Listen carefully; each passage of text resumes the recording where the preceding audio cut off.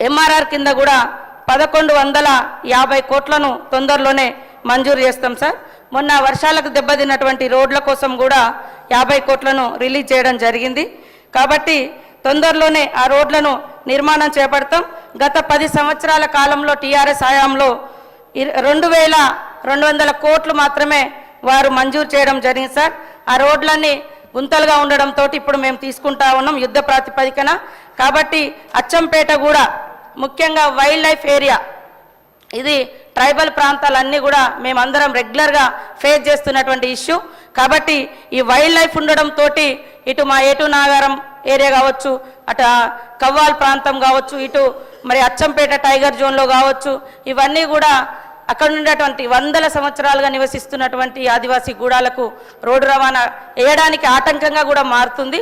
కాబట్టి ఇక్కడ నుంచి ఒక ప్రత్యేకమైనటువంటి అధికారిని పెట్టి వీటికి కూడా సకాలంలో ఈ చెంచుపెంటలకు కూడా పర్మిషన్ వచ్చి రోడ్లు వేసే విధంగా కృషి చేస్తామని తెలియజేస్తూ, ఖచ్చితంగా రాబోయే కాలంలో అన్ని రోడ్లకు ప్రతి జీపీ నుండి మండల కేంద్రానికి, ప్రతి హాఫ్ స్టేషన్ నుంచి గ్రామ పంచాయతీకి రోడ్ల నిర్మాణం చేస్తామని తెలియజేస్తా ఉన్నాం సార్.